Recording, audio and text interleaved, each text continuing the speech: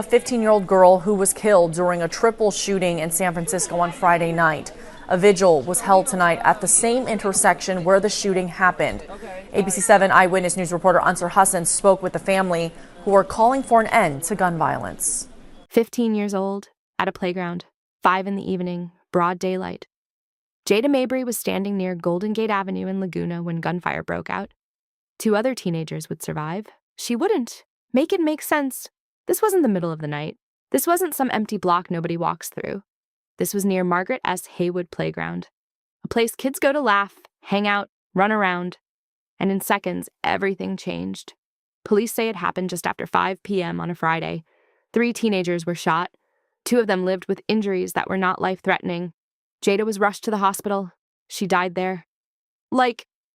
How does a 15-year-old leave for the day and never come back? Her family says she was an innocent bystander. She wasn't there to fight. She wasn't there looking for drama. She was simply there. That's it. Her aunt, Tiffany Mabry, said it plainly. We'll never get Jada back. But I just feel like, someone shouldn't be able to get away with it. It's not right. She didn't deserve that. And that's the part that hits. She didn't deserve that. Jada was shot in front of her 14-year-old sister. The 2 girls were inseparable, raised like twins, always together. Now one of them has to live with that image forever. Her mother, Augustina Herrera, stood at that same intersection and said, "Took my daughter. Something she didn't have no to do with. How does this happen? In a park. She's supposed to be safe here." Augustina Herrera is Jada's mother. On Friday evening, San Francisco police responded to a triple shooting at this intersection. 2 other juvenile victims suffered non-life-threatening injuries, but 15-year-old Jada died in the hospital from her gunshot wounds. The family says Jada was an innocent bystander caught in the crossfire. My daughter was at a playground. She wasn't here to fight. Now I gotta live without my daughter for the rest of my life. On this great Sunday evening. Pastor Jeffrey Brennan knew the family and was with them Friday night. We got to get the guns off the streets, and we just got to do better, and educating our children about guns, the damage that it does, such as this nature, what just happened. People shared stories of Jada at the vigil. They called her strong, loyal, and a role model for younger kids, on track in school and was college bound. Just how she just brightened up a room with her smile, you can hear her laugh is contagious. Then they're like, I love my baby. Stop the gun violence. It's stupid, we just got to do better as a community. The vigil ended with a balloon release as a final farewell to Jada.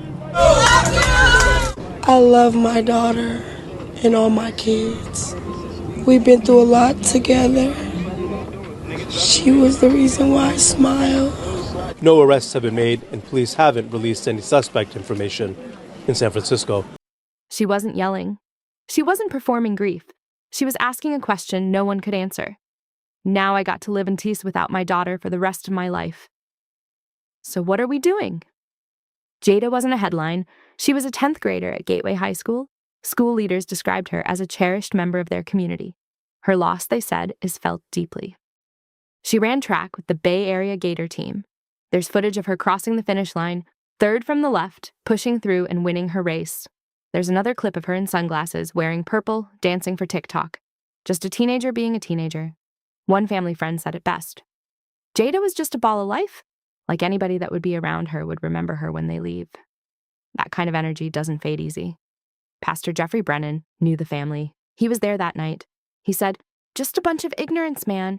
And we got to do better. We got to educate our children better. We got to give them a better sense of direction. We got to give them a foundation. But hey, foundation doesn't bring a child back. 2 other teens were wounded in that shooting. They survived. Jada would have turned 16 in July. Instead of planning a birthday, her family was planning a vigil. And that's where the community showed up. By Sunday evening, the same intersection looked different. Pink balloons, pink candles, pink flowers, friends, classmates, neighbors, all gathered where the gunfire had echoed just days before. They stood near Golden Gate and Laguna, holding onto memories instead of answers. Ansar Hassan from ABC 7 Eyewitness News reported from the scene as the family called for an end to gun violence. People shared stories about Jada, how she brightened rooms, how her laugh carried, how she showed up for practice and school like she had somewhere to be in life. Because she did. One loved one said, just how she just brightened up a room with her smile like you can hear her laugh is contagious. Like, I love my baby. Stop the gun violence. Like, it's stupid, you know? We just got to do better as a community. You could hear the exhaustion in that. Her mother stood there too, and when she spoke, it wasn't polished. It wasn't rehearsed. It was pain. My daughter was at a playground. She wasn't here to fight. Pause there. She wasn't here to fight. That sentence alone tells you everything.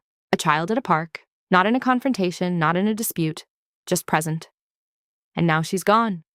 Pastor Brennan spoke again, reminding the crowd, we got to get the guns off the streets, and we just got to do better. You know what I'm saying? In educating our children about guns, the damage that it does, such as this nature of what just happened.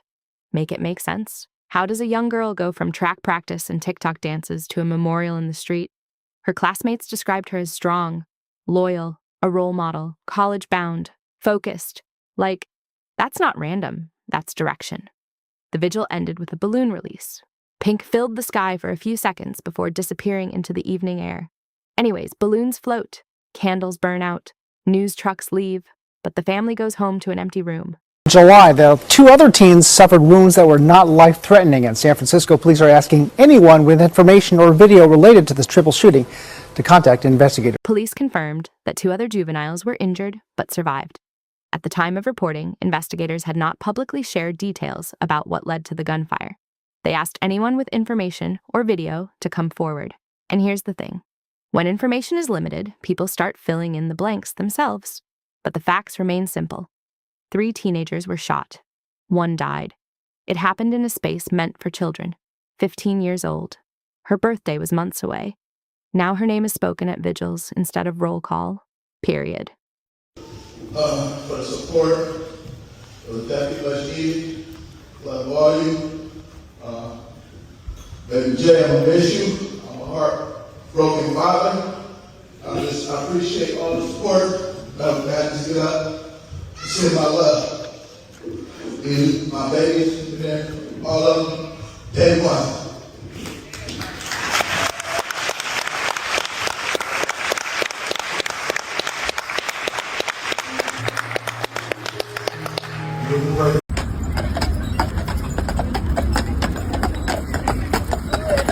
Baby Jade.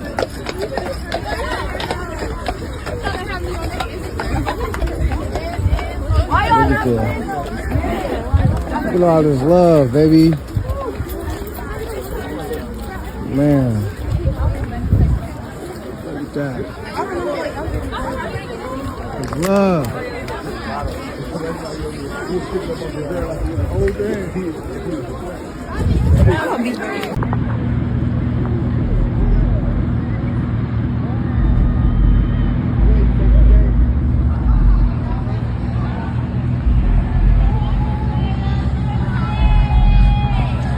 The story doesn't get easier the more you repeat it. 15, playground, gunfire, that's it. Jada's mother said something that keeps echoing. I love my daughter and all my kids. We've been through a lot together. She was the reason why I smile. Let me tell you something, when a parent says their child was the reason they smiled, that's not small. That's daily life. That's inside jokes, that's rides to school, that's late night talks. And now that's silence. Community members kept asking for accountability. They kept asking for change. They kept saying this should not be normal. This should not be happening to a 15-year-old baby, going to school, learning. It shouldn't. But it did. Jada's death forced people to look at that intersection differently. What used to be just another San Francisco block is now tied to a memory nobody wanted. She was a 10th grader, a runner, a dancer, a sister, a daughter. She had plans. And like her aunt said, we'll never get Jada back. That's the reality. Police continue to urge anyone with information to contact investigators. For now, the public details remain limited. Welcome to our next speaker. General comment. This week in San Francisco, we are hosting the Super Bowl activities. But just last Friday, a child was shot and killed at a public park and 2 other children wounded. Sit with that. While the city prepares for a celebration, families are planning funerals. We are told to cheer, to spend money, to look away while our children are dying. This is not just random violence, this is systematic failure. We need to talk about prevention. Our youth need places to go, real funded neighborhood-based hubs where they are safe, mentored and supported and seen. Parks and playgrounds should not be danger zones. They should be protected spaces. We also have to be honest about displacement. Black families have been systematically pushed out of the very neighborhoods we have built around the world, often in the name of redevelopment. When families are removed, communities' ties are broken, youth are destabilized, and safety declines. You cannot displace people, remove resources, and then act surprised when violence increases. These outcomes are connected. They are the result of policy decisions. The city continues to spend millions on major events and institutions while failing to invest at the same level in Black children and families, the ones that's left. Meanwhile, Black youth are being lost to violence, displacement, and neglect. We are despairing from San Francisco, but not by accident, but by policy. You cannot continue to fund spectacle while neglecting survival. That is a choice, and choices have consequences. I'm asking the board to prioritize funding for neighborhood-based youth hubs and violent prevention before the next tragedy happens, not after. Thank you for your comments. Just a reminder, show your support as such. No audible sounds, please. The investigation continues, but beyond reports and press statements, there's a family trying to survive something no family prepares for. Girl, it's heavy. A playground is supposed to be safe. A Friday evening is supposed to be normal. A 15-year-old is supposed to make it to 16. So what? We remember her name. San Francisco has seen violence before, but every time it hits a child, it feels different. It cuts deeper. Jada Mabry was not a statistic. She was loved. She was known. She was present. And now, she is remembered. Rest peacefully, Jada. Thanks for watching Gridline Crimes.